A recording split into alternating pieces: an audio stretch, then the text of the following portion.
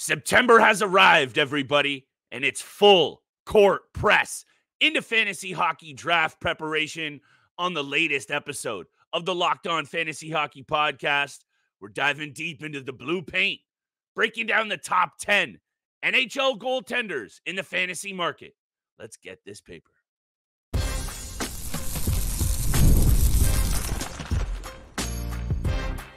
You're Locked On Fantasy Hockey, your daily podcast on fantasy hockey. Part of the Locked On Podcast Network, your team every day.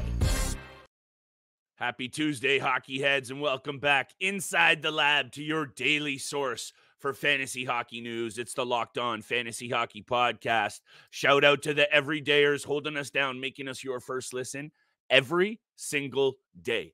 And these days are getting anticipatingly close, Mr. Roden, to puck drop on the upcoming NHL season.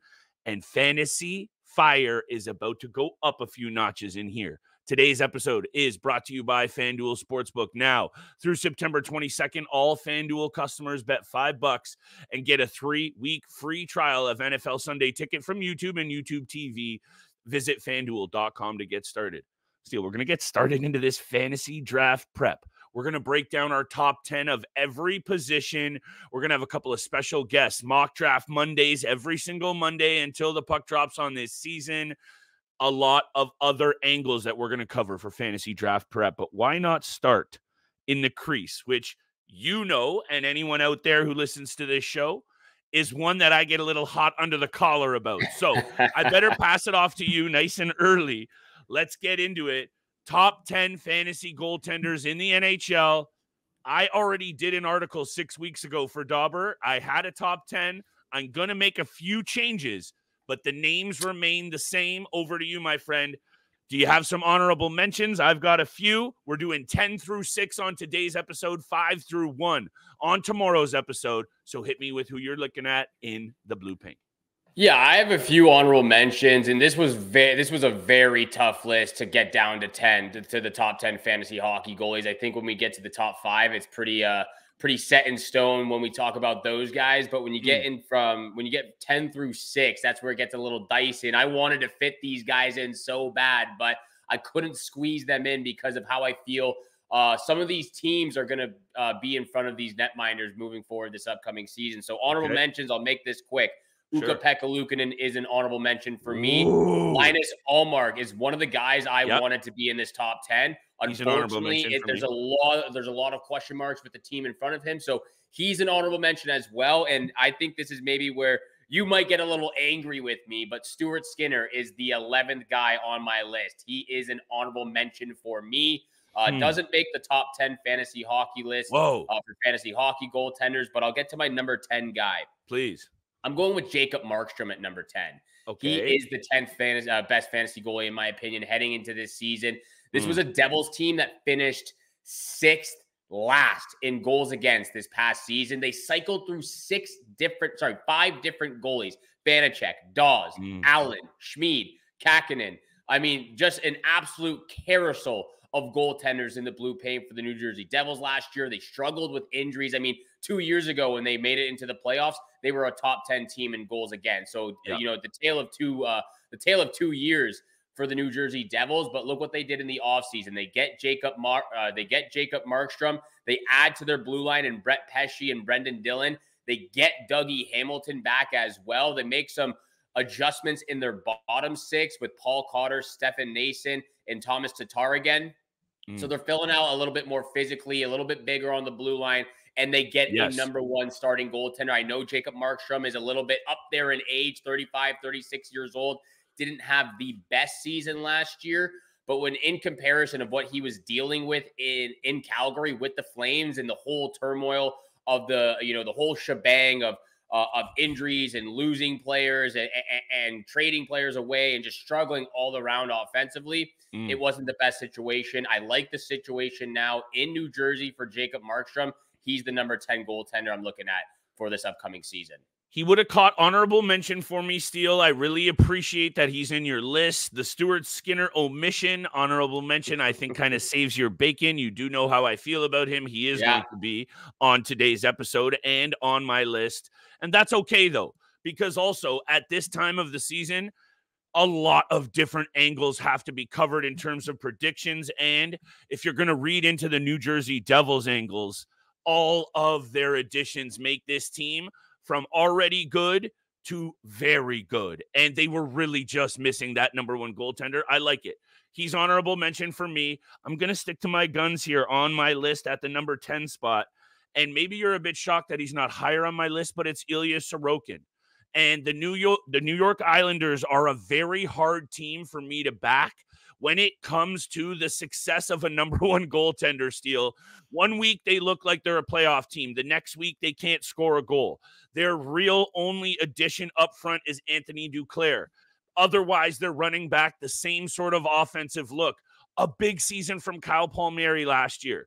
A good season from Brock Nelson. Are you really going to want to bank on all of these things again to take a team on a playoff run and have success during the regular season when Ilya Sorokin last year, Steele, I'll spit this out, 25, 19, and 12, 3.01 goals against, was a little up and down. So when you factor in that, even though I do love this goalie, Steele, and Patrick Waugh's lack of confidence perhaps in this goaltender, it's concerning for me. Otherwise, he deserves to be higher up this list. So yeah, at 10, he is an amazing goaltender, but you know what I'm going to say. I got to separate the fantasy from what I see on the ice in terms of just winning games and stopping pucks every night, because his value, because of all those angles I just mentioned, it's not higher up the list for me. However, he deserves to be on it. Number 10 for me with Sorokin. Yeah, I'm definitely surprised he's not higher on this list. He does make it a couple more spots above from the number 10 spot for myself, and I'll get to him later in this episode. Definitely shocked because I know how high you are on Ilya Sorokin. Yeah, I think you and I can both expect. Concerned for sure. They're running back the same team, but I think you and I can both agree that he will have a bounce back season. I mean, it was just a very poor year last year for Sorokin. I mean, yeah, hope so. But yeah, to the number 9 spot for me, Alexander Georgiev comes in at number 9 for me. Obviously, this guy just is an automatic win juggernaut right now. 40 wins 2 years ago and 38 wins the year prior. He's had a great record. Just last year, just absolutely fell off the face of the earth in the save percentage category. He's been back-to-back seasons with over 60 games played for the Colorado Avalanche. He's got a strong defensive group in front of him, but he went 38, 18, and 5 last year with 2 shutouts and 897 save percentage with a 3.02 goals against average. I mean, it's definitely not the best compared to the season prior where he had a 918 save percentage. And, you know, that was definitely something that we've talked about in the past, was being in the shadow of Igor Shesterkin, finally getting the spotlight in Colorado, having that great season. Can he follow it up? He didn't, but can he bounce back from that? I think he can. I still put him at the number 9 position because he's going to get a ton of wins. But when you look at the Colorado Avalanche last year, they were middle of the pack in goals against. I mean, strong team offensively. They were the top team in goals for, but they were 15, 16, 17 in goals against last year. Not so strong in the defensive zone. They've lost a couple of players as well, but they still add some back. They get Eric Brandstrom, Oliver Killington as well. You know, obviously studs like Cale Makar and Devin Taves, Gerard Manson. The potential of getting Landeskog back this season will be huge for them. That could be huge, yeah. For me, Georgiev comes in at the 9 position. I'm a little bit scared about the save percentage, especially for categorical leagues, because that hurts tremendously. If you're playing just fantasy points straight up, Georgiev is a little bit higher on this list for sure. But for you and I, when in category leagues, he falls in at number 9 for me. Colorado Avalanche allowed just under 30 shots against per game last year. This is a goaltender that not only sees a lot of ice time, he sees a lot of rubber. And that has obviously, for the most part, been successful in terms of the win column. I like that you have him on the list, Steele, and I like that you and I are somewhat differing on opinions, but and I got to get this out of the way now so you don't think I'm just throwing out honorable mentions to sound like I agree with you. My other honorable mentions, other than Markstrom, were Linus Ullmark, Alexander Georgiev, and I don't know how you feel about this one, but it was also Jordan Binnington. And he had a really good year last year, and I just wanted to put him in there. I felt like he deserved it. So I'm going to spit out my number 9 target right after the break. We're going to break down the rest of our favorite fantasy goaltenders, 9 through 6, tomorrow's episode, the top 5, baby. And if you can get yourself somehow 2 of these goaltenders, Steele, it's going to be really, really difficult, but you're on easy street, baby. We'll try and help you get there. Today's episode is brought to you by our friends at FanDuel. FanDuel, America's #1 sportsbook. You've heard us talk about it a lot on this show. Well, we have something a little different for y'all. Now, through September 22nd, all FanDuel customers can bet $5 and get a 3-week free trial of NFL Sunday Ticket from YouTube and YouTube TV. With YouTube TV's base plan, you'll be able to watch every regular season Sunday afternoon out-of-market game. All you need is a Google account, a form of payment, and you can cancel anytime. Visit FanDuel.com and download America's #1 sportsbook. And thank you so much for making the Locked On Fantasy Hockey Podcast your first listen every single day. Make sure for your second listen, go check out the Locked On NHL podcast. You can enjoy all the content they have. Locked On NHL provides you with a national perspective on all things NHL each and every day with national experts and local insight on every team across the league. Available on YouTube or wherever you get your podcast. Part of the Locked On Podcast Network, your team every single day. Once again, thank you so much for tuning in for today's episode with Flip and I. Please continue to hit the subscribe button, the follow button, leave a 5-star review. We appreciate all that love and support you show us Monday through Friday. We're back into it 5 days a week, people. Continue to hit that smash button, the subscribe button. We appreciate all of that love out there. Flip. You mentioned Ilya Sorokin. He does come in at that number 8 position for me. I do expect a little bit of a bounce back season, obviously.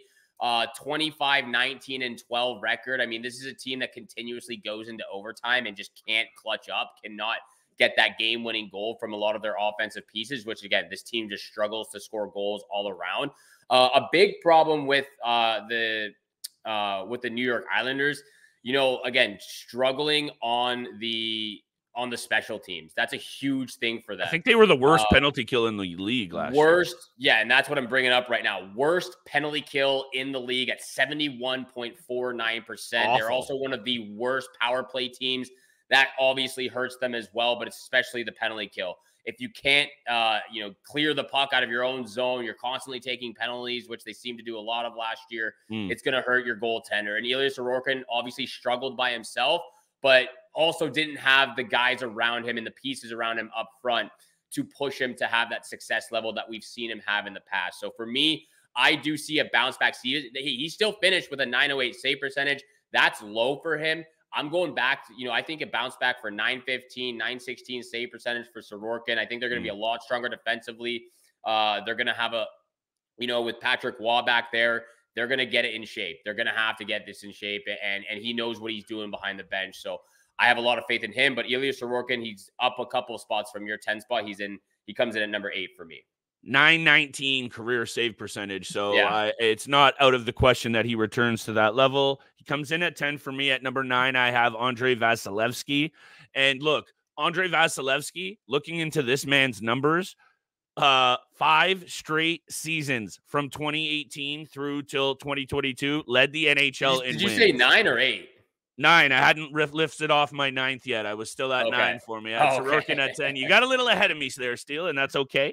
I didn't want to interrupt that proper preamble. Sorokin, 10. Vasilevskiy at 9. And for me, I had to really try and do what I just mentioned. Separate what I think these guys bring fantasy-wise, aside from just how good they are as goaltenders. Because if we're just talking about goaltending talent and who is the best goaltender in the NHL, Sorokin and Vasilevskiy are probably higher up this list. So I really tried to focus purely on fantasy. And I just think Andrei Vasilevskiy, with all the mileage on his body and the back, I know he's coming in healthy. I know he's probably going to be absolutely sensational this year, which is why I really love him on this list. I have him at 9, Steele. The Tampa Bay Lightning should be a playoff team and a really good one. So maybe that back now settled up. Maybe he should be higher on the list. But for me, he comes in at 9. And if you don't mind, since you have your 8 off the board, hit me with your take on both. This was tough for me because I think Thatcher Demko is a really, really good goaltender. And he has been sniffing around for a Vezina trophy a couple of times now. The injuries headed into this season are a concern, but I still have him at number 8, Steele. I think he deserves to be on this list. I can take some heat for you if you want, but I do think this has got to be a concern for Vancouver Canucks fans. If we just want to get on a tangent for a second, you have basically all the makings of a team that can knock on the door for a cup, especially if Demko's in there doing his thing, and you have to maybe rely on Shelovs. This season might go off the rails quick. However, I still think at number 8 or the 8th or 7th goalie off the board, I do still think Demko should be there. He is a sensational goaltender when he's healthy.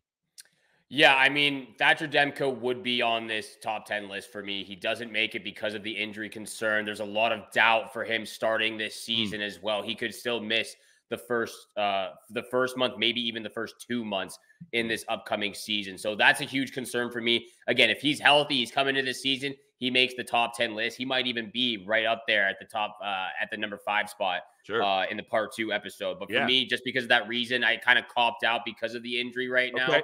He doesn't make the list. I'm going with healthy guys right now. At number 7, you just mentioned his name. Andrei Vasilevsky is the number 7 guy that I am looking at for this list. And, you know, obviously the trajectory that he's been on over the last 3 seasons doesn't help the case. You know, again, go back to the 2021 season. He played 63 games. Then he played 60 games the year after, now down to 52 because obviously he missed the first couple of months from that back surgery. But even the record itself, 39, 18, and 5 in that 2021 season, down to a 34, 22, 4 record, and then down to a 30, 22 record. And that can the same can be said for his save percentage and goals against average, all going up and down in the wrong way. So I do think he's going to bounce back in a big way, obviously, from last year. There's a lot of concern with You're feeling the bounce back. I like that. I am feeling the bounce backs with some of these goals. I mean, it's bound to happen with at least 2 or 3 of them because they're too good. There's a lot of goaltenders that struggled last year, and there's a lot of goaltenders, you know, that again, Vasilevsky is a huge case, maybe overachieved, but I think this is going to be a different looking Tampa Bay Lightning team. Obviously, Steven Stamkos is gone. You bring in Jake Gensel, you bring in Cam Atkinson, you bring in a couple of guys on the blue line, you bring Ryan McDonough back, you get JJ Moser. You don't have Mikhail Sergachev back there, who was an absolute stud in the for them over the last couple of seasons. You know, I did mention Darren Radish a couple of back later this summer. Remember when I mentioned Darren Radish as a potential sleeper? I thought I was dreaming. You were surprised by that. You thought you were sleeping, but you're woken up right now when I bring up Radish's name. You're awake now. So for me, Vasilevsky, I mean, he's just been an absolute stud. Obviously, still played a lot of games last year, 52 games. He's been an absolute grinder the last, 6-7 years. I expect him to be back on his toes, back on the ball, and mindset just fully locked in and loaded going into this season. I think he's going to be a strong goaltender. I actually think he's going to fall down the draft board as well because I think people will be a little scared to take him. But if he falls into that right spot, I'm picking him up. He's got to be on this top 10 list. Steele, definitely one of the best goaltenders in the NHL today and a reliable fantasy option. Number 7. And I'm fine that you don't have him on your list, but he's making number 7 for me, Steele, and it's Stuart Skinner. And let me just explain why. And this is maybe my just personal opinion, and obviously they had to even go to Calvin Pickard in the playoffs. And there was a couple of moments there that you thought, here we go again with Stuart Skinner. But then he showed, I think, his true colors and what you can expect from him this season. He was resilient in the playoffs. And I'm not going to say he was the main reason for the Edmonton Oilers turnaround and success there, almost winning the cup. But he was a very important factor, and he proved that he's not only a number 1, he's a number 1 on a very good Edmonton Oilers team. He is a very talented goaltender who is playing at home under a lot of pressure, who coming into last season only had 64 NHL games under his belt. So I think now you're going to really see him take that crease and be a very good goaltender in this league, Steele. So I might be drinking the Kool-Aid a bit. I might be reading into it a bit too much, but at 7th off the board, and by the way, I want to read you NHL's.com's top 10 goalie list. It came out 6 days ago. Let's chat about it very quickly. Skinner's number in at 7. Let's get to the rest after the break, and I'm excited to hear who you have in your final 2 slots, or maybe it's just 1, but I can't remember. Yeah, I got the number 6 spot coming up right after the break. Look, I just want to mention Stuart Skinner real quick. He's going to get a lot of wins. He's going to play great for this Oilers team. He is the number 1 goaltender going into the season. There's no question about it. Again, the only problem is, you talk a lot about, the carryover from playoffs into the next season. And there were times, when you go from game 1 till 3, he struggled. He was below 890 save percentage. He was letting in goals left, right, and center. He wasn't making the big saves. But you go from games 4 through 7, the guy was an absolute animal out there. He was a beast. He had above 925 save percentage, a couple of shutouts out there. He was stellar. So Stuart Skinner, he could definitely be in this top 10 list. I still think there's a little bit of inconsistency in his game. And by the end of the regular season next year, he could be finished as a top 10, maybe even top 5 goaltender, depending on how well he plays. For me, I just couldn't take that shot. Again, if he falls into that right round, I'm drafting him. There's no question about it. But when it comes to the top 10 goaltenders and how I feel about wins, save percentage, goals against average, again, fantasy points straight up, these are the guys that I'm going with. But Stuart Skinner is right there at that 11 spot. For me, I'm going to come back after the break, or you and I will come back after the break with our number 6 fantasy hockey goaltender, and then we'll have 5 through 1 on Wednesday's episode. So make sure you're tuning in for that episode, of course. That's coming up next, as well as Wednesday's episode. But first, this episode was brought to you by FanDuel. There is no sponsor read after this one. So we appreciate all of that. We'll get to it right after the break.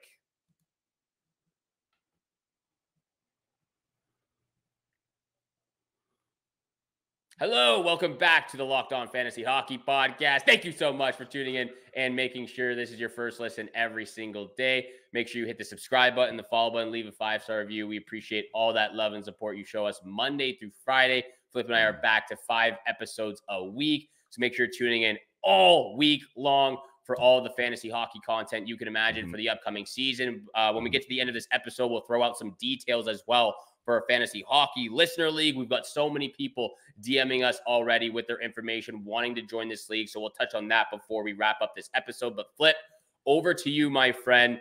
Who comes in at your number 6 position here for fantasy hockey goaltenders? So very quickly, not like NHL.com is the be all and end all of everything, but it's obviously a good source for fantasy hockey news. Those guys know what they're doing. Pete Jensen and Adua, I love to see what they're doing. So their top 10 list, Steele, if you don't mind. Number 10, Stuart Skinner. Number 9, Georgiev. Number 8, Vasilevsky. Number 7, Thatcher Demko. Number 6, Bob. Number 5, Hellebuck. Number 4, Jake Ottinger. 3, Saros. And the guy that I have at number 6, and I found this to be very high, is Jeremy Swayman at number 2.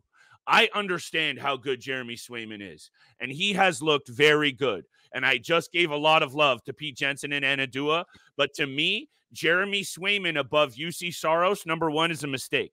Yeah. Jeremy Swayman above Connor Hellebuck is a mistake. And honestly, I would rather Jake Ottinger on a very dangerous Dallas team than Jeremy Swayman. So I actually have another goaltender that we'll talk about tomorrow as well that I would take above Swayman as well. So I just wanted to tee it up with. Swayman comes in at 6 for me, Steele. He's a really good goaltender. My, oh my. And he actually muscled out a Vezina winner to take the crease in Boston. So that right there should be all you need to hear about what this kid can do. 916 save percentage, 2.53 goals against last year. He's done nothing but win games since coming into the NHL. 79, 33, and 15 with how many shutouts here, Steele? I got to bring this up. 12 shutouts. So this kid is very good. But if finally our prediction about the Boston Bruins holds even a bit true, for real, though, you can't help but feel that some of these numbers might take a slight dip. However, you could read into the fact that now he's the number 100%. 1 and he's going to play 60 games or more. So the value could prop him up the board. I'm going to take it somewhere in between and take him at 6, a very good goaltender. Very good goaltender indeed. I'll actually be talking about him on tomorrow's episode. He does just squeak into the top 5 list, so that kind of alludes to where I have him at. But for all the exact reasons you just said, at number 6, though, I have Sergei Bobrovsky. This is a phenomenal goaltender. This is a Stanley Cup champion now.